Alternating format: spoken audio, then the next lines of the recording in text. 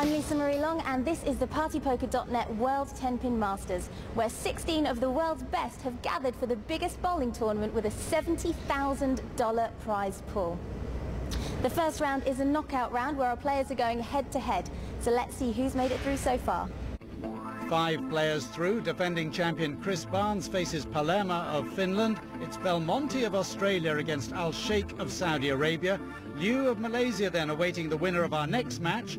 Paul Moor of England, runner-up for the past 2 years. And B-Boy Rivera of the Philippines, making his Masters debut. Tonight the crowd are coming to cheer on local talent Paul Moor, but will having the crowd on his side work in his favour? Let's meet the players. Hi, my name is Paul Moor, I'm from England, and tonight I'm playing B-Boy Rivera. My name is B-Boy Rivera, and I'll be playing Paul Moor today. And it's actually the first time I'll be bowling against him. He won the World Championship Masters last year, so, and he shot a 300 game in the final game to win it. So he knows how to win. He's a good player, and I'm expecting a tough match. I've heard his name several times. He's winning a lot in the European Tour. And there's more pressure because it's his hometown. And for sure a lot of people will be rooting for him. I'm confident. I think I'm always going to win, so if you don't think you're going to win, it's a disadvantage anyway. I just do my best, and hopefully my best is good enough. Shake hands, gentlemen. Wish you good luck, good bowling. Paul to start the first game.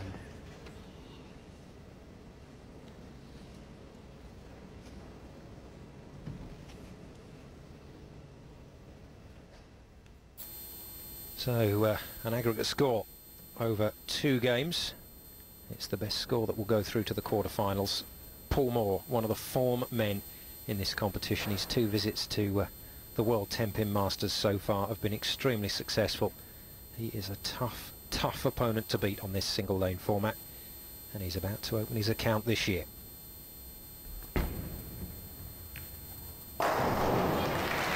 Solid as a rock. It was never really in doubt, was it? No, you probably could have bet your house that the first shot was going to be a strike for Paul. You know, fantastic at the line, and we'll watch it on the replay. You know, the ball roll looks fantastic, and the reaction is perfect. It's going to be all about whether B-Boy Rivera can match him. Looks very calm and comfortable, doesn't he? Just feels so at home on this stage in front of the crowd. And it's what you play for. This guy puts a lot of time into his bowling, but he's got a very dangerous opponent to face in this first round. Rivera's first delivery. Well, similar to many of the practice balls that he's just thrown. Yeah, I'm not sure if he did, if he threw it a little slow or he missed left. I haven't seen where he's actually targeted him, but it definitely hooked a little earlier than he probably would have liked. And you know, the 3, 6, 9, 10 is the hardest easy spare to get, if that makes any sense. Certainly does. Rivera, you said, Jason, will bowl a touch straighter than most of the bowlers. And we've seen this lane condition benefit bowlers that do go a little straighter from time to time. Well, tough spare to make, but he clears it up, so well done to B-Boy. But already he's finding out what it's all about to on the show lane. Well, that spare will definitely give himself a lot of confidence. I mean, it's not an easy spare, and to come off the first frame with you know, a spare after a relatively bad shot on the first shot, you know, he'll definitely be happy with that. Paul taking things at his own pace. That's when you get the real suggestion that Paul Moor is all about playing the lane and not his opponent.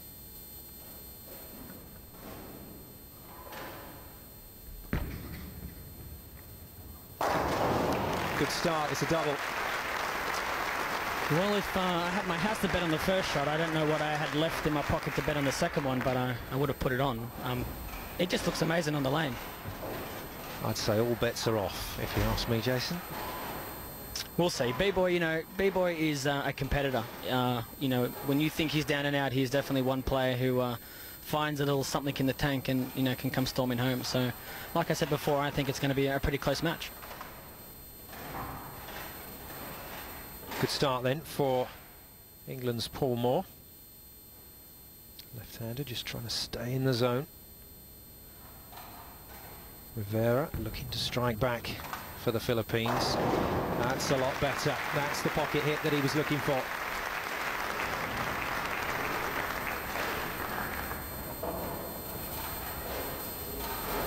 You can see the extension on B-Boy's follow through there. He got through it a lot better, and the ball went a little further down the lane. I'm sure he probably made a move on the approach as well, probably maybe one board left or something like that, and the result showed it looked great down the lane. Spare and a strike then for Rivera, but Paul Moor working a double. Made a terrific start to his third appearance here at the World 10-Pin Masters.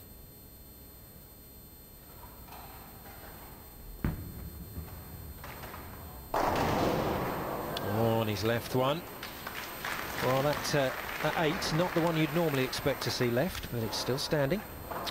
Well, you'll find Paul is playing a further wider line than B-Boy, so I expect Paul will probably leave that pin more often than what B-Boy will leave the 9-pin. I'm judging by where they're playing on the lane. I think B-Boy might leave a few 10-pins, and that's probably going to be Paul's nemesis this match, the dreaded 8-pin for him. Yeah, that's definitely something to watch out for. The voice of Australia's Jason Belmonte alongside me in the commentary booth, already made his way through to a place in the quarterfinal. Any thoughts on your quarterfinal match? Yeah, well, I actually played beta a little while ago in Kuwait, and he's a fantastic bowler, so I'm very excited to play against him. He's young, throws the ball pretty well, and I'm pretty sure he's going to give it everything he's got, so I'm ready for a match. I think you're going to get one. Rivera then. Working a strike. High on that head pin once again, very similar to that opening frame shot. Yeah, that definitely was a little left of where the last shot went, and I think B-Boy knows that. Seems to me the difference being that if Paul does miss a little left or a little right, he just has a little bit more room to get to the pocket for him. B-Boy right now is in a part of the lane that if he does miss a little left, it's not going to help him any. So hopefully he'll make the right adjustments and find the right part of the lane.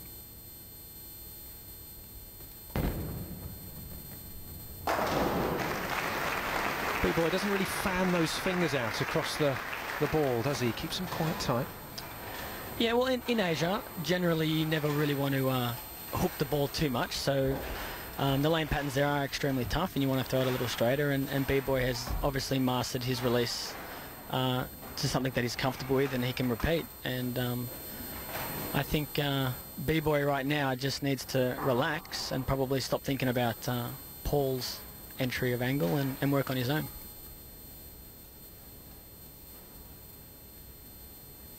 Moore had a spare in the last frame.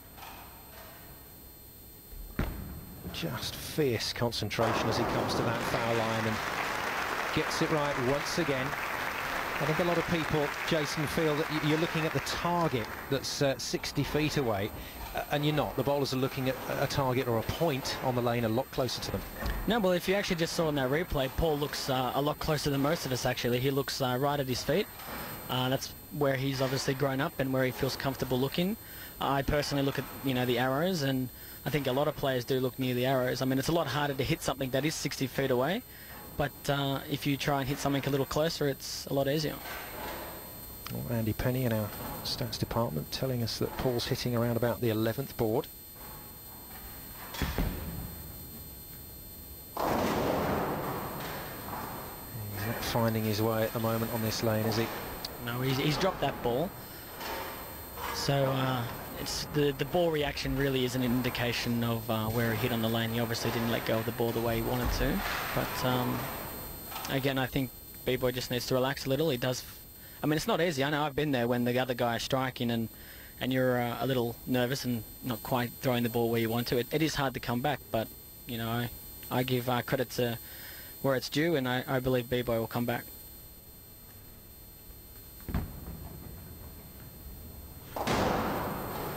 It's a shame on that spare. Still had a bit of work to do, but couldn't quite make it happen. So an open frame for B-Boy Rivera, And as you will all know, in this game of 10-pin bowling, an open frame is trouble. And most pundits will tell you you've got to cover that with probably a double. Yeah, well, in this case, when your other opponent is striking a lot, I mean, an open frame is big trouble. I mean, that's very uncharacteristic of a B-boy. He's a fantastic spare shooter, and I'm pretty sure he won't be happy with himself for that. Just going through some mental rehearsal there, trying to sort out any minor changes he's going to make next time at the foul line. For Paul Moor, though, he'll be looking to make it business as usual. Certainly is another double for Paul Moor. He started this game in solid shape.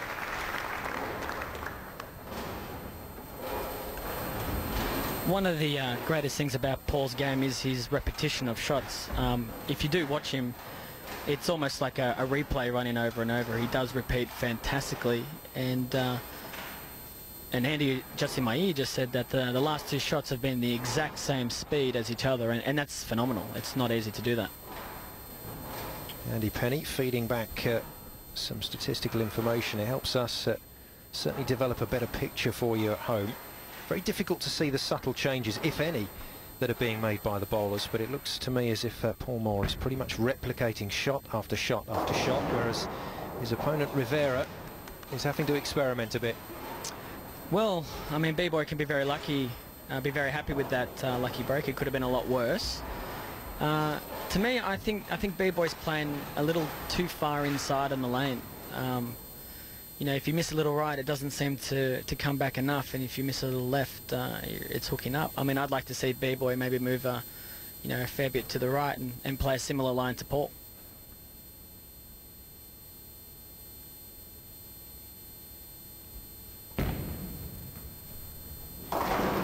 Spares it this time, so no open frame for Rivera. I think the crowd know the writing's on the wall here.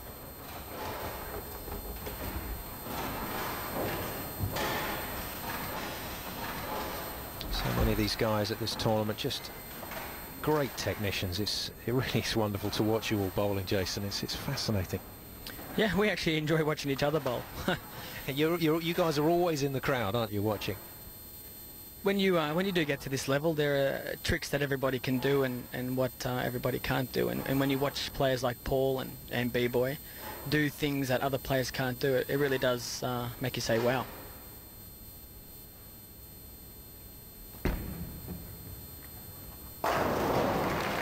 Good work, Turkey, for Paul Moor. First one of the match. And talking of players to watch, what happens when you watch Chris Barnes? When I watch Chris Barnes, well, I don't know. I mean, it's unbelievable. You know, what he can do to a bowling ball is nothing short of amazing. It's his subtle tricks that he has at the bottom of his release can't be duplicated by anyone in the world. And it's those little things that other people can't do that makes a bowler so great. And that's why Chris is such a successful bowler. You know, not only is he very clever on the lane, he's also very clever judging the lane and how to play it. Chris Barnes, the defending champion here at this tournament, and apart from yourself, Jason, the man that probably everybody's got to beat. Oh, without a doubt. You know, I'm tipping him as definitely in the final. You know, his record here as well. You know, one visit, one win. It's definitely pretty hard to beat. But I think Chris also, he's a very modest guy. I'm sure he's seen in the green room right now that everyone has a chance, but deep down I'm sure he knows he's got a really good chance to win this thing again. B-boy Rivera then to spare for the second time. 2-9 spares for him. And Paul Moor looking better and better in this game. A turkey for him, trying to turn that into a four-bagger if he can. And every time he strikes, he just increases the gap between he and his opponent. At the moment, if both players strike out from here, 279 will be the maximum score for Paul Moor, which will not be shabby at all. Rivera, though, down about par, 224. Yeah, well, B-boy really needs to get to at least 200 here. I mean, if Paul does strike out to 279, I mean, although 79 pins is a big gap, it is still makeable. But I'm a bit worried for B-boy if he doesn't get striking now. He's in big trouble. Another great pocket hit from Paul Moor. Gets a wonderful mix of pins after the pocket hit, and that's what makes sure everything's cleared out. Well, there are the stats. 331. He won't be swayed from that, will he, Jason? He'll just keep going at the pace he wants to bowl. Yeah, that's another remarkable thing about Paul is his routine. It's exactly the same every time. You know, if he's taking his time, he'll take his time every shot. So you'll probably see Paul just go through the basics with the ball in his hand, thinking about the shot, and get on the approach and bowl. That's the first thing that any good sports psychologist will tell you, isn't it? Pre-shot routine. It's all important. Rivera in some real problems here. And troublesome pin left standing, the 9 instead of the 10. Well, it was a good shot. I mean, B-Boy should be happy. Unfortunately, the 9 standing, you can just see the ball go straight past the 9. But I mean, that's good to see that B-Boy is in the pocket area again. It's definitely going to help him to strike out. You got to hit those first 2 pins there with any chance. Yeah, we often see that from the bowlers, a quizzical look after a decent pocket hit, and that leaves pins standing, but he tidies up. But it's all spares at the moment for Rivera, and that simply isn't good enough against this man, Paul Moor. On the rev rates, incidentally, Jason, both yourself and Palermo have managed to fizz that ball down the lane at around about 600. So you've got the rev rates right up there. Well, that's definitely the advantage of having your left hand on the ball. You get the added bonus of having a little bit of extra power. But, you know, with today's bowling equipment, you don't necessarily need the high rev rate. If you can repeat and definitely hit your target every time, like Paul is showing, you know, any ball with any rev rate can strike. That is really good work. That's the 5-bagger for Paul Moor, and he's looking very comfortable out there on the lane. But if you can get that extra power and those extra revs, Jason, are we saying that it just develops you that extra bit of tolerance on mistakes that you might make into the pocket? Yeah, definitely. I mean, I feel that because of my rev rate, I do get away with a little bit of extra mistakes that I make. But vice versa, you know, when I make a mistake, it can also harm me because the ball is revving so hard and changing angles so violently in the back half of the lane. You know, instead of leaving 9 like some players might, I might, you know, leave a split. So, you know, it has its pros and cons, but I'm not changing the way I'm bowling for anything. No, don't you do that. Rivera somewhat at sea on this lane at the moment. I don't think he's going to be too positive about it when he comes off, but he's got to find something from somewhere. He's got to dig really deep now. Well, he is doing the right thing here. I think he's moved a little further right on the lane. Not enough yet, but I think if he does just take that extra step and trust the ball that will come back, if he moves a little further right, I think he can throw just as many strikes as Paul. But the question is Paul going to stop?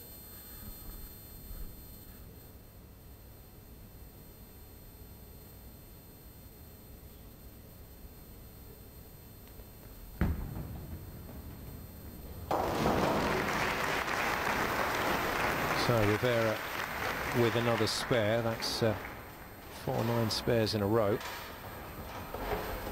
Well, Paul Moor, we're hearing on his stats, has almost had no variation at all. We'll get to that in a second, but that's the scorecard so far for Rivera. 1 strike only, 6 spares and an open frame, and you simply can't progress in this tournament with those sort of stats, not if your opponent's bowling anywhere near par.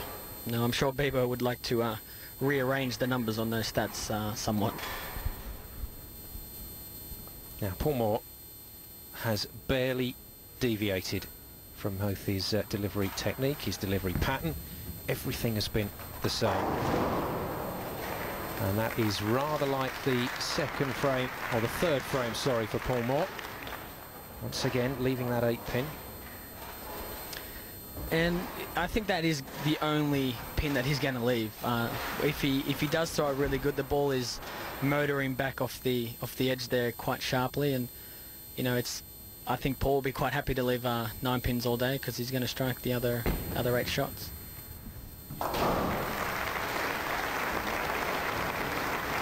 Well, it is his job, 10-pin bowling, and he's going about his work very well indeed, is Paul Moor. Is there anything Rivera can do from here, Jason? You know, I'd like to be very positive right now for B-Boy, but it's just Paul looks so dialed in. I mean, even if B-Boy does shoot the magical 300 next game, it's just still not going to be enough. I mean, B-Boy needed to really strike out from the 6th frame this game to put any kind of pressure on the next game. And when Paul's swinging easy, you know, Paul throws the ball even better. Well, left the same pin as Paul Moor last time out, but he's left a mixture of pins. Really, it's been a fascinating and eclectic mix of shots from Rivera. Yeah, B-Boy actually left the 4-pin, just a little left of the 8-pin. But a similar shot to Paul, the ball coming in a little strong and goes a little high on the head pin. It's one of those ones that you leave and you think, you know, it could have fallen, or, you know, it could not have. But I'm sure B-Boy's thinking, I wish it did right now. Yeah, so not the strike that he was looking for in the foundation frame. Paul Moor off the back of a spare, but in total command at the moment. Well, that's the maximum scores that they can get over the 2 games. For this first game, the maximum score Moor can get is 258 if he strikes out from here. I'm afraid Rivera below the 200 mark at 191. So there's a huge difference between these two as it stands. But we have seen in a previous match with Osku and Guy Kamansky that you know, a few pins adrift can be easily caught up. But you know, both Osku and Paul are the kind of guys that if they do get a lead, it's very hard to take it away from them. Well, this might help. Possibility of an open here. What went wrong here, Jason? It's a good question, Simon. I mean, if you had to predict what was going to happen in the 10th frame, that probably would have been 100 to 1. He looked fantastic the whole way through. Maybe a lapse of concentration. Maybe he just hit the ball a little too hard and it reacted a little early. But I don't think it'll bother him too much. And the fruit machine's spare ball doesn't do the job. So an open frame is left on that bonus. 2-3-2. Moor picks up, so it's even more crucial now for Rivera. If he has to have any chance at all in this match, he's surely got to strike out from here. Well, what this does do is B-Boy also now knows that Paul can miss. It's a big confidence booster for the other player when you do see your opponent striking all day and then finally open. So if B-Boy does get these next 3 strikes, anything can happen right now. He's gone with a ball change, so we'll see what happens. Dear. Well, he's having no luck at all. That 9-pin really swaying.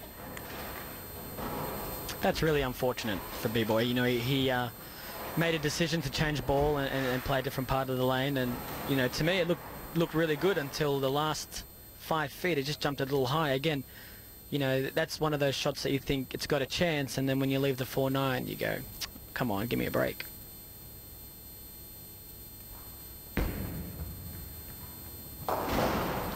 Good try, unlucky. But that has put a serious dent in the scorecard of B-Boy Rivera. 168, the best he can manage in that first game. And, well, he's going to be just a touch embarrassed about that score. You can see it. He can't quite believe it as he takes his seat. Paul Moor, though, 2-3-2, good enough for a comfortable first game lead. He may only be 19, but B-Boy Rivera is a young player with the nerve and ambition to take on the talent of Paul Moor. But can he make it through to the quarterfinals? Find out after the break. Well, we thought this game was going to be a fascinating encounter between B-Boy Rivera and Paul Moor. And it has been, but not quite for the reasons that we thought. That first game score, Jason, of 168 for Rivera, that's... well, he just wouldn't even expect to bowl that in the course of a year. Well, I definitely didn't expect it. When I saw B-Boy practicing, I thought he had a really good reaction, and I really expected this game to be really close. But like I said before, B-Boy is one of those guys that digs in, and you know, a lot can happen in 10 frames, so we'll just have to wait and see.